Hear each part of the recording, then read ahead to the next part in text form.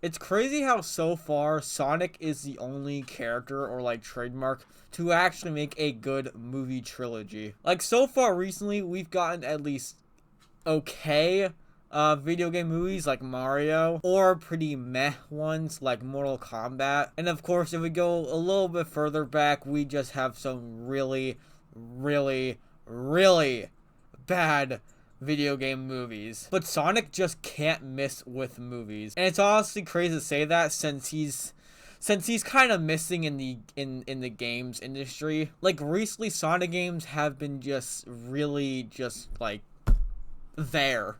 Not bad per se, at least from my like standpoint.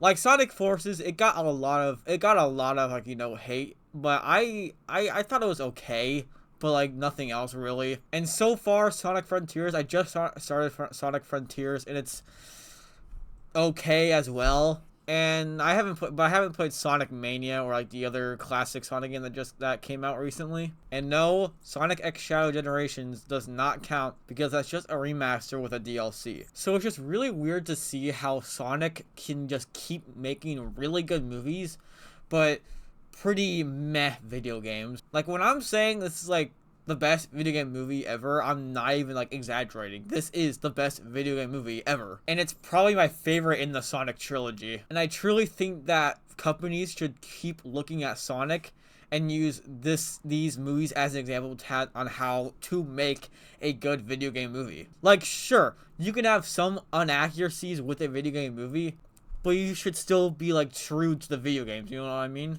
And you should especially not make your main character look like a nightmare, which was thankfully changed before the first movie ever came out. And honestly, I kind of want to see how the Sonic movies would go if we kept that design. Like imagine how Shadow would look if we still had the nightmare human teeth Sonic. But back to the main topic we're talking about. Unsurprisingly, Shadow is the best in this movie. I can't even say that's up for debate. Like, to me, Shadow, even in the video games, is the only character that actually has some actual development. I don't know if that's a hot take, because I have not been part of the Sonic fan club for a very long time. Because, one, I'm fucking 19 years old. So of course I'm gonna grow out of something like that. And don't you tell me that, oh, but you're wearing a Spider-Man mask. This is different. Spider-Man hits different for me, okay? Like a lot of the characters in the Sonic video games just either change their personality just out of nowhere. Like like a good example is Amy Rose. A long time ago, Amy Rose was just a character that was just obsessed with Sonic. Just everything Sonic was about her. And then suddenly, I think in like Sonic Forces, she barely even gave a shit about Sonic anymore. And she was somehow like an actual, like, she was actually part of Team Sonic in the video games. And to me, I thought that was always weird, because how do you just go from being super obsessed with Sonic to just, being actually part of the team out of nowhere? They even go even further with that kind of character development with Amy in Sonic Frontiers. But since the Sonic movie franchise is a whole different canon, there is some leeway for like characters to change and go and like get away from the video games. Because I'm not saying that Amy Rose was a good character in the Sonic franchise. I think most people would agree that she was a very annoying character when she was just obsessing over Sonic. But it's just weird to see Amy Rose change from that to that just out of nowhere. So like with that perspective, at least to me, Shadow has been the only character so far that actually has some development in the video games. And I'm happy to say that he still has that amazing level of development in the movies. Or movie, because so far he's only been in one Sonic movie. And of course, Keanu Reeves plays them amazingly. Like, this is a no-brainer. Jason Griffith Jason Griffith was like the Kevin Conroy of Sonic. Except for the fact that they replaced Jason Griffith with Roger Craig Smith. But still, to me, Jason Griffith was the best Sonic and best Shadow. It really just gave both Sonic and Shadow that kind of personality, he gave them that kind of volume. And to me, his voice for Sonic and Shadow are just so iconic. And I always catch myself mimicking uh Jason Griffith's like, Shadow voice, because he really had that like that like tone with Shadow, you know what I mean? But with Keanu Reeves, he barely changes his voice to, be Shadow, but he still is a really good Shadow, and he gives him so much character in this movie. And I also got to state why this movie made me cry. It's because of the montage scene with Shadow and Maria. The reason why is because that scene just, it reminded me of my cat that we sadly had to put down back in 2022. I don't know why, but when the Maria and Shadow like montage scene was going on, I was just thinking of my cat. I don't know why. For some reason, Shadow reminded me of my cat Simba, and that's probably why he's my favorite character in this movie. But of course, nothing beats Jim Carrey as Eggman. Like, I know I said Shadow is my favorite character in this movie, but Jim Carrey is just my favorite thing in this movie in general. Which is the same thing with the previous Sonic movies, because he's just playing Jim Carrey. Let's be honest, he's a good Eggman, but at the same time, he's just playing Jim Carrey. And I'm not saying that's bad.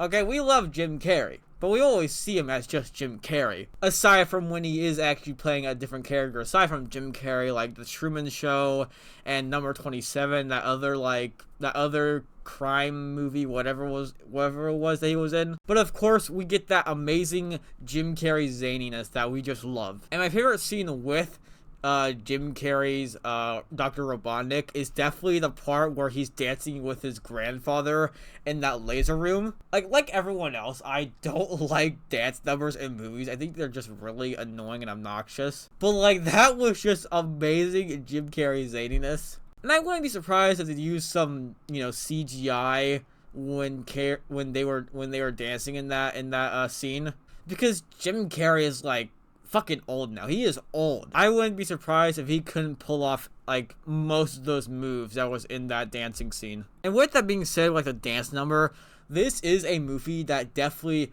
caters to a way younger audience, like probably below middle school, I'll say. So like, if you are interested in seeing Sonic 3 and probably the whole other like the other movies, you haven't seen them yet, just know that these movies very much do cater to a very young demographic, because like what Moist Critical said in his video about this movie does do a lot of over explaining. Like in one scene, a character would be like, that character just did this and this for that, and I'm like, yeah, I know, I saw it, I'm watching the dang movie. But then again, I remember that this movie is obviously for children. So like, you just have to remember that this movie is definitely that it definitely just directs itself to a very young demographic. And of course, the other characters like Sonic, Tails, Knuckles, and like the human characters like Tom and his wife, I guess, is like, honestly for me, she's just there. She's just a character. She doesn't have that much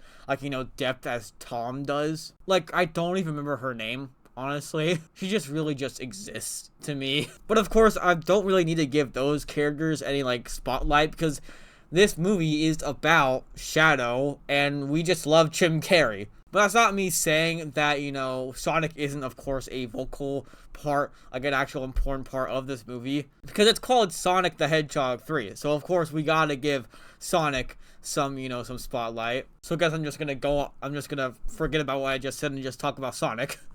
But Sonic does, he goes through a character arc, and I think it's really well written, even for a kids movie. I'm glad that they don't like, try to, go very safe, because because even though they don't really show off like, Maria dying, they definitely, they show her body, which is, a little dark, because that's an actual like, that's an actual kid, like, being dead in the movie. So like, I'm happy that they don't really, they don't try to just stay very safe for, the children's sake. So I'm like glad to say that they do like, give characters depth in this movie, including Sonic. And of course, his design is way better than what we got from the first ever trailer of the first Sonic movie. I think the action scenes are like really good, and of course the effects are like really stellar. Like I honestly think they are like the best effects I've seen at least this year for a movie. Especially Shadow. Shadow is just like the best looking like, you know, animal character in this movie. And just the whole time I was watching this, I felt like a kid again playing Sonic, especially at the you know, the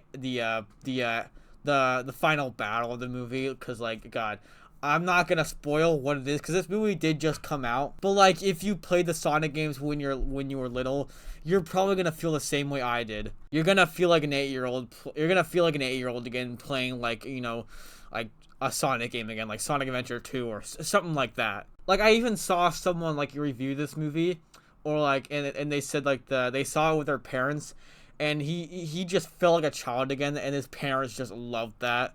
And I really hope the next movie, Sonic 4, gives me that feeling again. Because Sonic 4, they already confirmed that Sonic 4 is in the works, and I'm just so excited for that movie as well. But it's coming out in like 2027, so that's gonna be a pretty long wait. So yeah, I really do like this movie. I think it's of course, I think it's a really good example of how to make a good video game movie. But of course, I do have to bring up that Shadow does not say damn at all in this movie. And I am personally very disappointed in that because they had 2 cuss words in this movie. They had damn in this movie and they gave it to Robotnik. What? And the other curse word was like badass, and Tom said that. Like, you give 2 characters cuss words, but you couldn't even give Shadow one? Like, come on. Like, everyone was just like there's already so much fan service in this movie. You couldn't give us Shadow saying damn. But even without, you know, Shadow saying damn in the movie, I think it's a really good movie, and I very much did enjoy it, and I can't wait for the next one.